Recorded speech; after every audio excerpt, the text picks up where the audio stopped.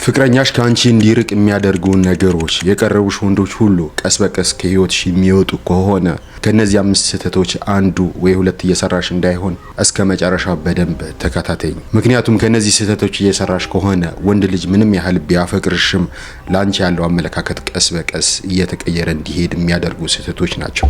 እነዚህ 5 ስህተቶች አጠራርጌ አቀርባቸዋለሁ። እንደዚህ በሳይኮሎጂ የተደገፉ የሪሌሽንሺፕ ቪዲዮዎች እንዲደርስሽ ፎሎ አድርጊ። አንደኛ፣ ሁሌም ይሄ ልጅ ካንቺ ጋር እንዲሆን ካንቺ ጋር እንዲቆይ መፈለግና መወትወት። በጣም የምትጨቀጭቅ ከሆነ በጣም የምትገፋፊ ከሆነ ሁሌም ካንቺ ጋር እንዲውል ሁሌም ካንቺ ጋር እንዲሆን በጣም እንዲጨንቀው ነው የምታረጊው።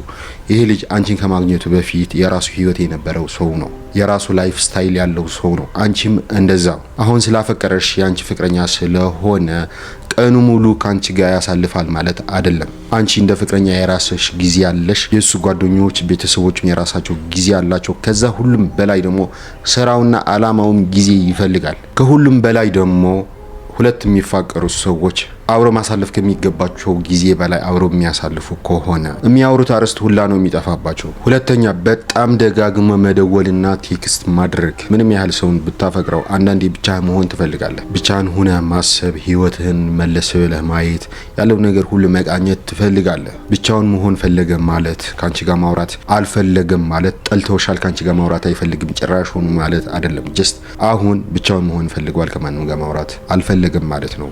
ወይም ደግሞ በሌላ ስራ ውስጥ ሆኖ ያንቺ ስልክ ካልመለሰ ቴክስትሽን ካልመለሰ የግድ በዛች ቅጽበት ለምን እንዳልመለሰ ለምን ያወራሽ እንዳልሆነ ማወቅ አለብሽ ማለት አይደለም። የግድ በዛ ሰዓትም ራሱን ኤክስፕሌን ማድረግ አለበት ማለት አይደለም። እና እንደዛ ማድረግ እንዳለበት አስበሽ በጣም ተደጋጋሚ ምደውይለት ቴክስት ምታደርግለት ከሆነ ግን ታስጨንቀዋለሽ። ሶስተኛ፣ ከመጠን በላይ የሆነ ቅናት። አንዳንድ ጊዜ የሆነ ቀለል ያለ ነገር ምናምን ሲሆን ማንም ወንድ ደስ ይለዋል። ፍቅረኛ በሱ እንደምትቀና አይነት ሲያይ በጣም እንደምትወደው በጣም ተፈላጊ እንደሆነ ለሷ ማለት ነው ለሷ በጣም ልዩ እንደሆነ እንዲሰማው ያደርጋል። ደስ ይለዋል። አው ግልጽ ነው።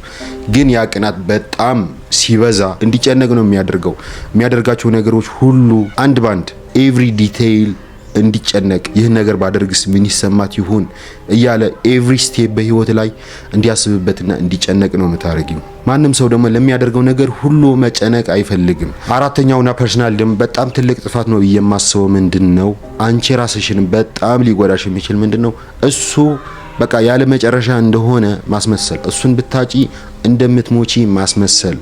ታፈቅሪዋለሽ ይሆናል፣ አው በጣም ታፈቅሪው ይሆናል፣ ግን እውነትን እንነጋገርና ማንም ስላጣሽ አትሞቺም። ከዚህ ልጅ በፊት ህይወት ነበረሽ፣ ደስተኛ ነበርሽ። አያርገውና በሆነ አይነት ምክንያት ከዚህ ልጅ ጋር ብትለያይም ለተወሰነ ጊዜ ሊያናድሽ ይሆናል፣ የሆነ መጥፎ ስሜት ሊሰማሽ ይችላል። ግን ደግሞ ህይወትሽ ይቀጥላል፣ ደስተኛም ትሆኛለሽ። ደስተኛ ባትሆኝም ግን ይህንን ልጅ ስላጣሽ አይደለም፣ አንቺ ራስሽን መግዛት ስላልቻልሽ ስሜቶችን መቆጣጠር ስለማችይ ነው የሚሆነው። ይህንን ልጅ ስላፈቀርሹ ብቻ ባንቺ ላይ የሌለው ኃይል እንዳለው እንዲሰማው ማድረግ የለብሽም። ሁለታችሁ ተዋዳችሁ ተከባብራችሁና ተቻችላችሁ የምትኖሩ እንጂ ካለሱ እንደማትኖሪ አይነት የምታስመስይ ከሆነ ማድረግ የሌለበት ነገር እንዲያደርግ ነው የምትጋብዡ።